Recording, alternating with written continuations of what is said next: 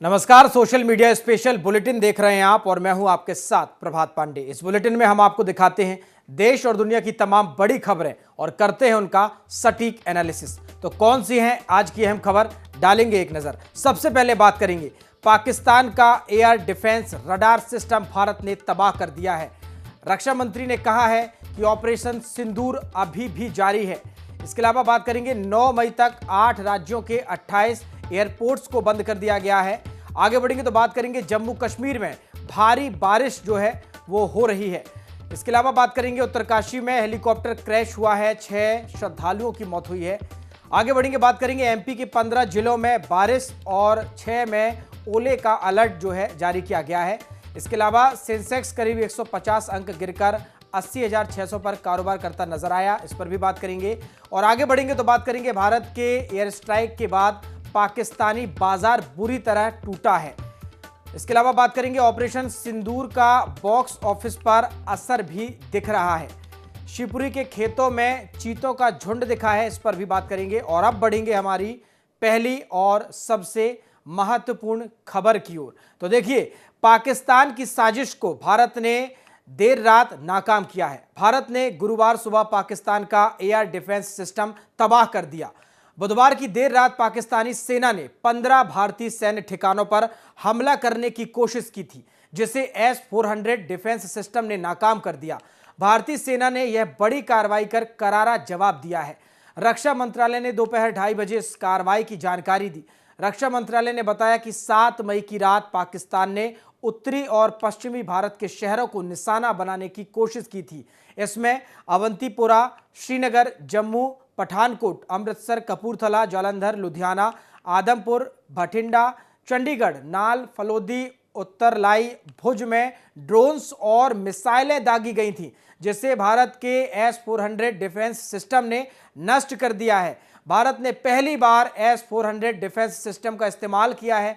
जवाबी कार्रवाई में भारत ने पाकिस्तान के लाहौर स्थित एयर डिफेंस सिस्टम को तबाह कर दिया। इस बीच पाकिस्तान नियंत्रण रेखा यानी कि LOC पर फायरिंग लगातार कर रहा है। इसमें जम्मू कश्मीर के कुपवाड़ा, बारामूला, उरी, पुंछ, मेंढर और राजौरी सेक्टर मोर्टार दागे जा रहे हैं और गोलीबारी की जा रही है। उधर विदेश मंत्री S जयशंकर ने गुरुवार को ईरान के साथ बातचीत के दौरान ऑपरेशन सिंदूर की जानकारी दी। जयशंकर ने कहा है कि हमारी सेनाओं ने सिर्फ आतंकी ठिकानों को निशाना बनाया।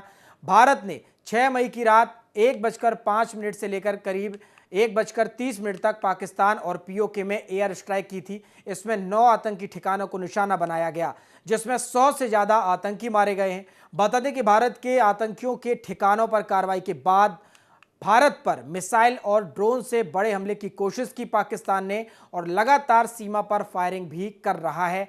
इसके बाद भारत ने जवाबी कार्रवाई की और लाहौर का जो पाकिस्तान का HQ-18 air defence radar system है, उसको बुरी तरह से भारत ने नष्ट कर दिया है। इसके अलावा पाकिस्तान के कई शहरों में अलग अलग जगह धमाके भी हुए हैं। पूरे धमाकों से पाकिस्तान के अलग अलग शहर दहल चुके हैं।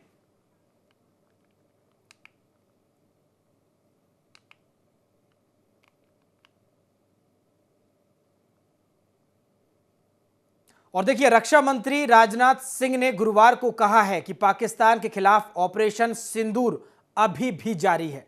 यानी 7 मई को पाकिस्तान के 9 ठिकानों पर हुए एयर स्ट्राइक के बाद भी ऑपरेशन रोका नहीं गया। रक्षा मंत्री ने ये बातें दिल्ली के पार्लियामेंट एनेक्सी में बुलाई गई सर्वदलीय बैठक में कही हैं।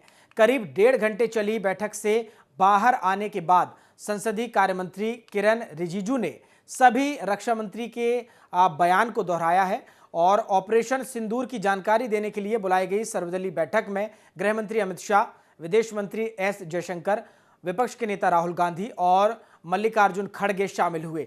मीटिंग से पहले कांग्रेस ने प्रधानमंत्री मोदी के मौजूद होने की मांग की थी। कांग्रेस अध्यक्ष मल्लिकार्जुन खड़गे ने कहा कि संकट में हम देश और सरकार के साथ हैं, सरकार की कोई आलोचना नहीं करनी है। राहुल गांधी ने कहा, हमने सरकार को अपना पूरा समर्थन दिया। जैसा कि मल्लिकार्जुन खड़गे जी ने कहा है, सरकार ने कहा कि कुछ चीजें हैं जिन पर हम चर्चा नहीं करना चाहते। वहीं AIMIM प्रमुख असदुद्दीन ओवैसी ने कहा है कि मैंने ऑपरेशन सिंदूर के लिए हमारे सशस्त्र बलों और सरकार की सराहना की। हमें आतंकवादी संगठन रेजिस्टेंस फ्रंट टीआरएफ के खिलाफ एक वैश्विक अभियान चलाना चाहिए।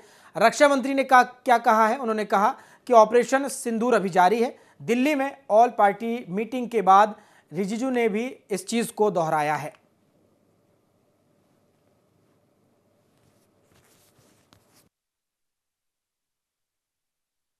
के हित में उन्होंने कहा कि कोई चीज कॉन्फिडेंशियल है रक्षा के विषय में, हम उसको अब नहीं कह सकते, ये उन्होंने कहा।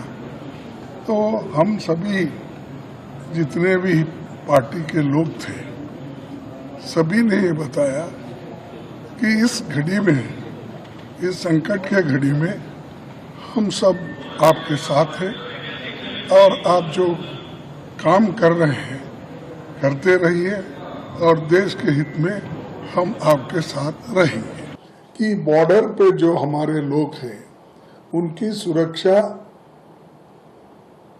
ठीक होना चाहिए और जो कश्मीर घाटी में भी जिनके जान गए हैं उनकी भी देखभाल होना चाहिए। वहाँ पर जो गोलीबार हो रहा है और उसमें सरकार से आग्रह किया है कि नागरिकों की सुरक्षा वहाँ प्राथमिकता देना चाहिए और इसके लिए सैन्य और नागरिक प्रशासन के बीच बेहतर एक समन्वय बनाना चाहिए। ये हम सरकार से मांग किए हैं। आज ऑल पार्टी लीडर्स का मीटिंग राजनाथ सिंह जी की अध्यक्षता में बहुत अच्छी तरह से हुई है। बहुत गंभीर विषय था, इसलिए सब ने गंभीरता से अपने बात को रखा है। सबसे पहले रक्षा मंत्री जी ने ऑपरेशन सिंदूर के बारे में पूरे लीडर्स को जानकारी दिया, परिस्थिति के बारे में, हालात के बारे में और सरकार का मंशा, सारे चीज़ों को लेकर के ब्रीफिंग हुआ। उसके बाद में सारे पॉलिटिकल लीडर्स ने अपने मत रखा, पार्टी का विचार को और सुझाव भी दिया है। मैं ये मानता हूं कि सारे पॉलिटिकल लीडर्स ने मैच्योरिटी दिखाया है। ऐसे वक्त में जब देश एक बहुत बड़ी चुनौती को हाथ में लेकर के काम कर रहे हैं, तो इसमें राजनीति का कोई जगह नहीं है। ये हमारे पूरे पॉलिटिकल पार्टीज ने दर्शाया है और सब लीडर्स ने एक मत से हमारे सेनाओं ने जो कार्रवाई की है ऑपरेशन सिंदूर को लेकर के पूरे बधाई भी दिया और गौरव का एहसास सबको हुआ है और सबने एक जुट में कहा है कि सरकार का हर निर्णय को साथ देंगे, सेना के हर कार्रवाई को साथ देंगे और कोई इसमें विरोधाभास नहीं है। एक ब्रॉड इंफॉर्मेशन कंसेंसस सारे पॉलिटिकल पार्टीज को एकजुट में कैसे काम करना चाहिए लोकतंत्र में और विशेष करके संसदीय परंपरा में, पार्लियामेंट्री डेमोक्रेसी में पीपल्स वॉइस होता है पॉलिटिकल पार्टीज और एमपीज। तो इसलिए सबका वॉइस ऐसे समय में एकजुट आना ही मैं मानता हूं कि भारत का सक्सेस है। इसलिए मैं सारे पॉलिटिकल पार्टीज को मैच्योरिटी दिखाने के लिए धन्यवाद देना चाहता हूं। ऑपरेशन इस वक्त जो ऑपरेशन सिंदूर का पहला जो स्ट्राइक होने के बाद जो गतिविधि चल रहे हैं उसको लेकर के अलग से ब्रीफिंग करने का अभी परिस्थिति ठीक नहीं है और वैसे नियम नहीं है, इसलिए टेक्निकल ब्रीफिंग या अधिकारियों को नहीं बुलाया। तो देखिए, पाकिस्तान पर एयर स्ट्राइक के बाद बने तनाव के बीच केंद्र ने 8 राज्यों के 28 एयरपोर्ट्स 9 मई तक बंद कर दिए हैं। ये राज्य हैं जम्मू कश्मीर, हिमाचल प्रदेश, पंजाब, हरियाणा, राजस्थान, गुजरात, मध्य प्रदेश और उत्तर प्रदेश। आपको बता दें, एयरपोर्ट्स में श्रीनगर, जम्मू, लेह, चंडीगढ़, जोधपुर, राजकोट, धर्मशाला, अमृतसर, भुज और जामनगर शामिल हैं। ये पाकिस्तान बॉर्डर से लगे हुए हैं। एमपी के ग्वालियर और उत्तर प्रदेश के हिंडन एयरपोर्ट के ऑपरेशन भी फिलहाल बंद हैं। Air India, IndiGo, Air India Express, SpiceJet, Akasa Air और कुछ विदेशी एयरलाइंस ने आज करीब 430 फ्लाइट्स को कैंसिल किया। ये देश की दैनिक उड़ानों का 3% है। वहीं पाकिस्तान में भी करीब 147 फ्लाइट्स कैंसिल हुई, जो दैनिक उड़ानों का 17% है। जम्मू कश्मीर, हरियाणा, पंजाब और राजस्थान में हाई अलर्ट है। दोनों राज्यों के बॉर्डर इलाकों में स्कूल बंद कर दिए गए हैं। पुलिस, प्रशासनिक और हेल्थ विभाग के अधिकारियों की छुट्टियां रद्द कर दी गई हैं। 22 अप्रैल को पहलगाम में हुए आतंकी हमले के 15 दिन बाद भारत ने मंगलवार देर रात पाकिस्तान और पीओके में 9 आतंकी ठिकानों पर एयर स्ट्राइक की। इसमें 100 से ज्यादा आतंकी मारे गए थे। 8 राज्यों के 28 एयरपोर्ट्स को फिलहाल 9 मई तक बंद किया गया है। 430 फ्लाइट्स आज कैंसिल हुई हैं।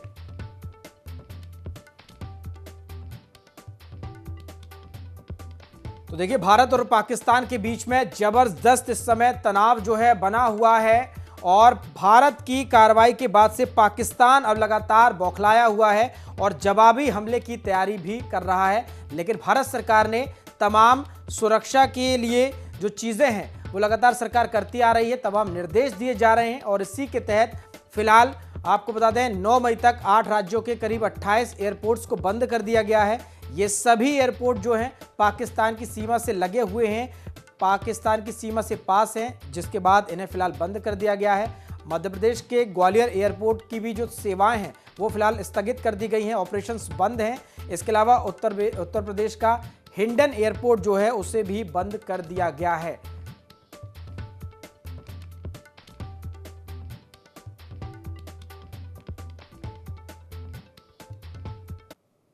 जम्मू कश्मीर में भारी बारिश के चलते गुरुवार को कई जगह लैंडस्लाइड और मडस्लाइड हुई है।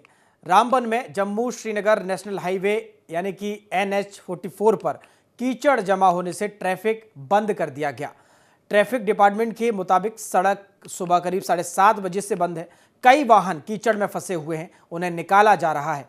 भारी बारिश के चलते चिनाब नदी पर रामबन में बने बगलिहार डैम के 2 और रियोर्स में सलाल डैम का एक गेट खोल दिया गया है। दोनों डैम पहलगाम हमले के बाद बंद कर दिए गए थे। मौसम विभाग ने 11 मई तक केंद्र शासित प्रदेश के कुछ इलाकों में हल्की बारिश से मध्यम बारिश और तेज हवाएं चलने का अनुमान लगाया है। कुछ इलाकों में भारी बारिश से भूस्खलन और मडस्लाइड की आशंका है। इसके अलावा विभाग ने आज यूपी, छत्तीसगढ़ समेत 19 राज्यों में आंधी और बारिश की चेतावनी जारी की है। मध्य प्रदेश और राजस्थान के 22 जिलों में बारिश का अनुमान है।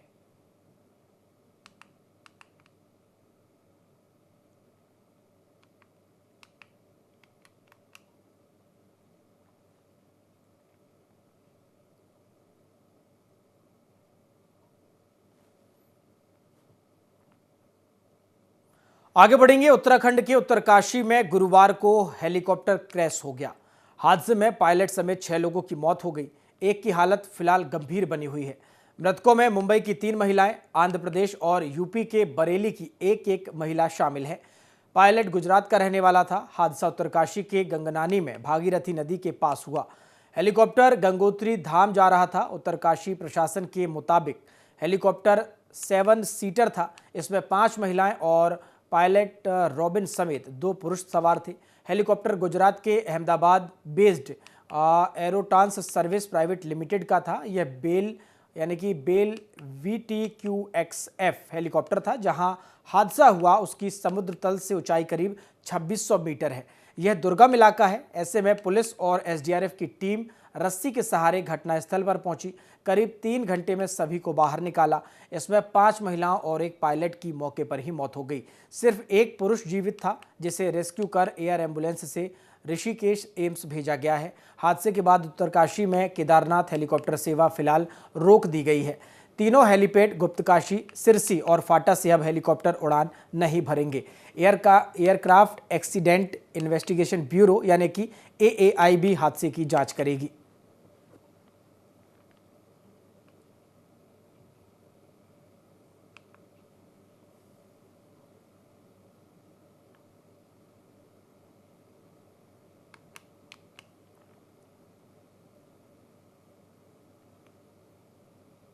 आगे बढ़ेंगे। भारत ने पाकिस्तान और पीओके में 9 आतंकी ठिकानों पर एयर स्ट्राइक की, जिसमें कई आतंकियों के मारे जाने की खबर है। तो वहीं भारतीय सेना की ओर से आयोजित प्रेस ब्रीफिंग में 2 महिला अधिकारी भी शामिल थी। लेफ्टिनेंट कर्नल सोफिया कुरैशी और wing commander Vyomika Singh. Colonel Sophia Qureshi का नाता बुंदेलखंड के छतरपुर जिले के नौगांव से है। कर्नल सोफिया कुरैशी नौगांव की रहने वाली हैं, जिनकी प्राथमिक शिक्षा कक्षा 1 से 3 तक नौगांव के जीटीसी स्कूल से हुई है। सोफिया के पिता ताज मोहम्मद कुरैशी नौगांव के रहने वाले हैं, जो भारतीय सेना में मेजर के पद से सेवानिवृत्त हुए। पति ताजुद्दीन भी कर्नल हैं। परिवार अब बड़ौदा में शिफ्ट हो गया है। नौगांव के बबलू सुलेमान और बंटी सुलेमान के मामा की बेटी हैं कर्नल सोफिया कुरैशी।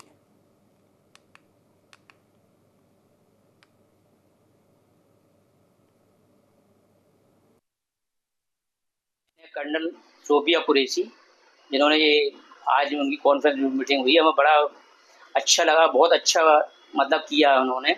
जो पहलगाम में जो बेचारी औरतों को, जो उनके आदमियों को इन्होंने सिंदूर उजाड़ा है, आज उसका बदला पूरा किया गया है। हमारी देश की बेटी ने किया है। और कक्षा 1 से लेके और 3 तक हम लोग पढ़े हैं जीटीसी स्कूल में। आगे बढ़ेंगे। अब मध्य प्रदेश के मौसम का हाल आपको बता देते हैं। मध्य प्रदेश के कुछ जिलों में बारिश आंधी की वजह से तापमान में कमी आई। आज गुरुवार को भोपाल में बादल छाए हुए हैं। वहीं मौसम विभाग ने इंदौर, ग्वालियर के साथ बैतूल, नर्मदापुरम, छिंदवाड़ा, शिवपुर, धार, उज्जैन, बड़वानी, अलीराजपुर, झाबुआ, नीमच, मंदसौर, मुरैना और शिवपुरी जिलों में हल्की बारिश का अलर्ट जारी किया।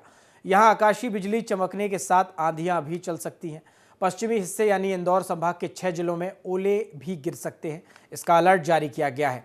इनमें खंडवा, खरगोन, बड़वानी, धार, अलीराजपुर और झाबुआ शामिल हैं।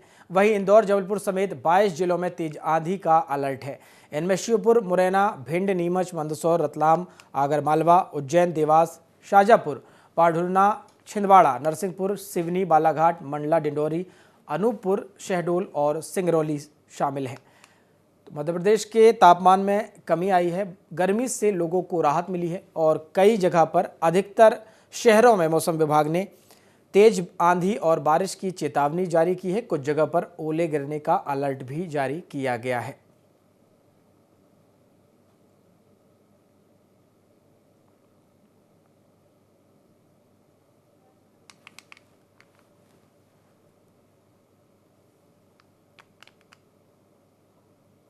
चलिए आगे बढ़ेंगे और अब बात करेंगे भारतीय शेयर बाजार की। हफ्ते के चौथे कारोबारी दिन आज यानी गुरुवार 8 मई को शेयर बाजार में गिरावट रही। सेंसेक्स 150 अंक से ज्यादा गिरा और 80,600 के स्तर पर कारोबार किया। निफ्टी में भी करीब 1,000 अंक की गिरावट रही। सेंसेक्स के 30 शेयरों में से 15 में गिरावट रही। जोमेटो का शेयर 4% तक गिर गया। वहीं महिंद्रा, मारुति, टाटा स्टील और इंडस इंड बैंक के शेयर में 2.5% तक की गिरावट है। जबकि Axis bank, Tata motors, HCL tech, Kotak bank के शेयर में आज करीब 1.33% की तेजी दिखी। निफ्टी के 50 शेयरों में से 35 में गिरावट रही है। ऑटो, मेटल, फार्मा और हेल्थ केयर में 1.3% तक की गिरावट रही। वहीं auto, IT, media, banking sector ने 1% तक ऊपर कारोबार किया।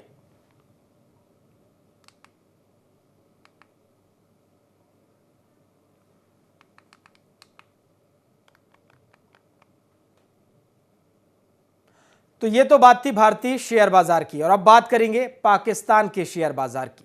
पाकिस्तान और POK में आतंकियों के 9 ठिकानों पर भारत की ओर से की गई एयर स्ट्राइक के बाद आज 7 मई को पाकिस्तानी बाजार में बड़ी गिरावट रही।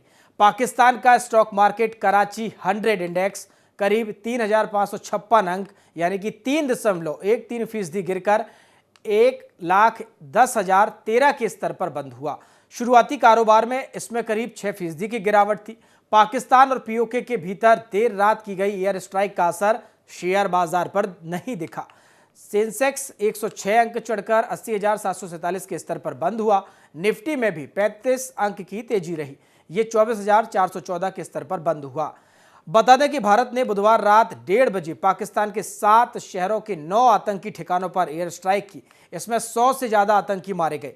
भारत की ये जवाबी कार्रवाई पहलगाम हमले के 15 दिन बाद की गई और इसका नाम दिया गया ऑपरेशन सिंदूर। ये नाम उन महिलाओं को समर्पित है जिनके पतियों की पहलगाम में 22 अप्रैल को आतंकियों ने हत्या कर दी थी, जिसके बाद से भारत और पाकिस्तान के बीच में तनावपूर्ण हालात हैं।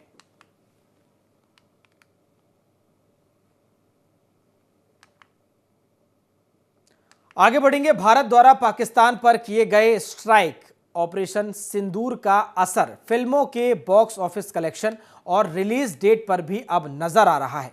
7वें दिन फिल्म रेड 2 के कलेक्शन में 30% की गिरावट आई। इससे पहले फिल्म ने पहले 2 दिनों तक 7 करोड़ से ज्यादा का कलेक्शन किया, तो वहीं ऑपरेशन सिंदूर के बाद फिल्म की कमाई महज 5 करोड़ पर सिमट गई। तो वहीं राजकुमार राव और वामिका गब्बी स्टारर फिल्म भूल चूक माफ की रिलीज डेट भी आगे बढ़ चुकी है। फिल्म अब 9 मई को रिलीज ना होकर 16 मई को सिल्वर स्क्रीन की जगह OTT पर रिलीज की जाएगी। देश की भावनाओं को ध्यान में रखते हुए फिल्म के मेकर्स ने कॉमेडी फैमिली इंटरटेनर फिल्म भूल चूक माफ को सीधे OTT पर रिलीज करने का फैसला लिया है।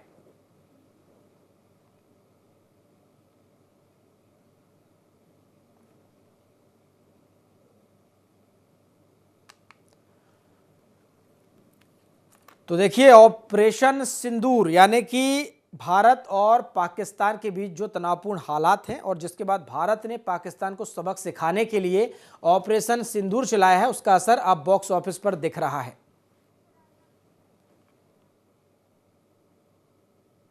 और सीधे दिल्ली से रक्षा मंत्री राजनाथ सिंह का रुख करेंगे। से कुछ ऐसे पॉइंट से अवगत कराना चाहूंगा जो हमारी सरकार की प्रायोरिटीज से जुड़े हुए हैं।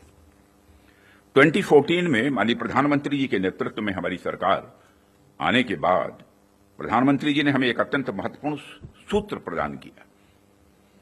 उन्होंने शुरुआत में ही डिफेंस प्रोडक्शन सेक्टर के एम्पावरमेंट पर विशेष बल दिया। उन्होंने जो सूत्र दिया उसके पीछे की फिलॉसफी थी डिफेंस सॉवरेंटी। डिफेंस सॉवरेंटी का मतलब कि जब तक कोई देश अपनी डिफेंस नीड्स में कैपेबल तथा सेल्फ रिलायंट नहीं होता, तब तक उसकी आजादी पूरी तरह से नहीं मानी जा सकती। जब तक हम अपनी सुरक्षा के लिए इंपोर्ट पर डिपेंडेंट रहेंगे, तब तक कहीं न कहीं हमारी आत्मशक्ति में अधूरापन रहेगा। ये अगर हम अपने हथियार और रक्षा उपकरण विदेशों से खरीदते हैं, तो इसका मतलब है कि हम अपनी सुरक्षा को आउटसोर्स कर रहे हैं और उसे किसी और के भरोसे छोड़ रहे हैं। यह बात लॉन्ग रन में सही नहीं हो सकती।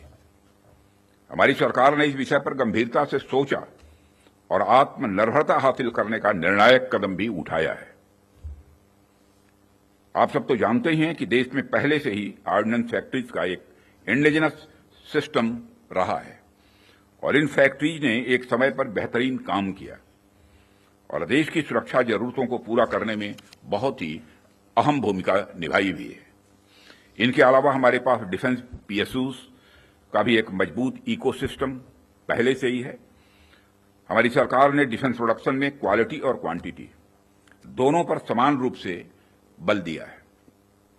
इसी दिशा में कई क्रांतिकारी कदम उठाए गए, जिनमें से कुछ महत्वपूर्ण कदमों का उल्लेख मैं यहां करना चाहूंगा।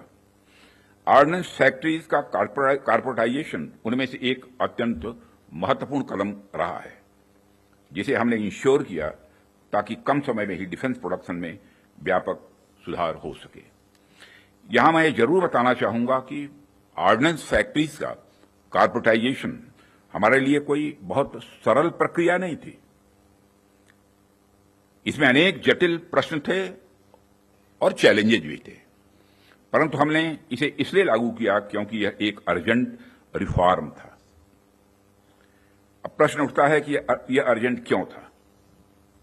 इसका एक बड़ा कारण था क्वालिटी। आप सभी स्पेशलिस्ट के समक्ष मैं यह कह सकता हूं कि सरकार ने क्वालिटी को अपना प्रायोरिटी रिफॉर्म एजेंडा बनाया है। हमने क्वालिटी इंप्रूवमेंट को ही टारगेट करते हुए ऑर्डिनेंस फैक्ट्रीज का कॉर्पोरेटाइजेशन किया। तब से लेकर आज तक डिफेंस PSUs ने लगातार सुधार किया है और कॉर्पोरेटाइजेशन के पश्चात क्वालिटी प्रोडक्शन को लगातार आगे बढ़ाने का प्रयास भी किया गया है और आज ये DPSUs इंटरनेशनली कॉम्पिटिटिव हो रहे हैं। आज ये अपने रिसर्च एंड डेवलपमेंट पर भी अच्छा फोकस कर रहे हैं। आज ये ऑर्गेनाइजेशन पहले से कहीं ज्यादा वाइब्रेंट और एक्सपोर्ट ओरिएंटेड हो रहे हैं। वैसे तो अभी कुछ कार्य बाकी है, पर मैं इतना जरूर आश्वस्त हूं कि जिस प्रकार पब्लिक सेक्टर में रिफॉर्म के लिए हम प्रयासरत हैं, वह हमें आने वाले समय में काफी अच्छे रिजल्ट्स देने वाला है। साथियों, पब्लिक सेक्टर के डेवलपमेंट के पीछे हमारा एक ही उद्देश्य भी रहा है कि एक healthy competitive private defence ecosystem का विकास किया जाए, जो अपनी क्वालिटी के माध्यम से देश की सुरक्षा को और अधिक मजबूत बनाए। जैसा कि हम सभी जानते हैं कि क्वालिटी को लेकर प्राइवेट सेक्टर की अपनी एक अच्छी खासी इमेज होती है। किसी भी क्षेत्र में प्राइवेट सेक्टर अपनी गुणवत्ता के लिए जाना जाता है। आज चाहे बड़े प्लेटफॉर्म्स हों या सिस्टम्स, एमएसएमईज हों या स्टार्टअप्स, हमने ऐसा प्राइवेट इंडस्ट्रियल बेस तैयार किया है जो देश के डिफेंस सेक्टर के विकास में सक्रिय भागीदार बन रहा है और उसे सशक्त कर रहा है। आज रिलीज होने वाले इंडस्ट्री 4 को भी मैं इसी संदर्भ में देख रहा हूं। यह निश्चित रूप से हमें स्मार्ट मैन्युफैक्चरिंग के एक ऐसे एरा में ले जाएगा जहां से हमारे लिए कई नए डायमेंशंस खुलेंगे। इसी तरह जो दूसरे मैनुअल्स आज रिलीज हो रहे हैं हुए हैं, जो एमओयू साइन हुए हैं, उनको भी मैं इसी कंटेक्स्ट में देखता हूं। ये सभी प्रयास केवल सरकार के प्रयास नहीं हैं, बल्कि आप सभी का मिला जुला प्रयास इसमें शामिल है, इसीलिए यह संभव हो पा रहा है। साथियों, जैसा कि आप सभी जानते हैं, आज की दुनिया में सिर्फ प्रोडक्ट नहीं बल्कि एक मजबूत ब्रांड वैल्यू भी जरूरी है। जब मार्केट में असिमेट्रिक इंफॉर्मेशन फैली होती है तब कंज्यूमर भ्रमित हो जाता है, कंफ्यूज हो जाता है। ऐसे में वही ब्रांड सफल होता है जो कंसिस्टेंट क्वालिटी और रिलायबिलिटी का भरोसा देता है। और यही कारण है कि हमें इंडियन डिफेंस इंडस्ट्री को एक स्ट्रांग और ट्रस्टेड ब्रांड बनाना ही होगा। इस संदर्भ में आज मैं आपसे एक महत्वपूर्ण अपील करने के लिए आप सबके बीच खड़ा हुआ हूं। यह अपील है एक मजबूत वर्ल्ड लीडिंग और state of the art brand India का निर्माण।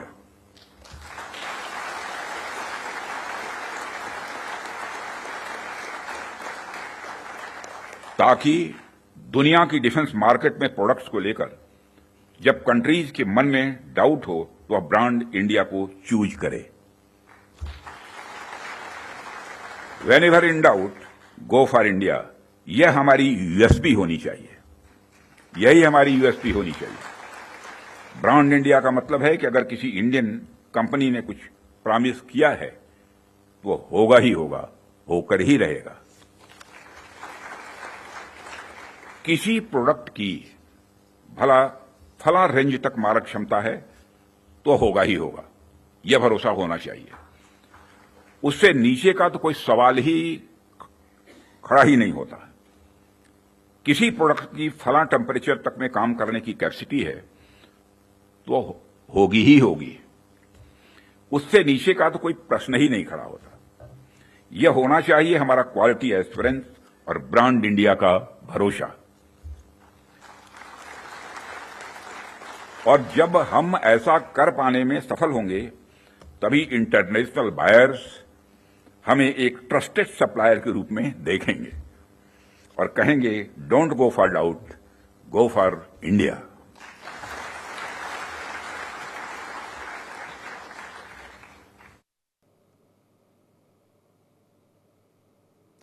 बुलेटिन में फिलहाल इतना ही। देखते रहिए IND 24। नमस्कार।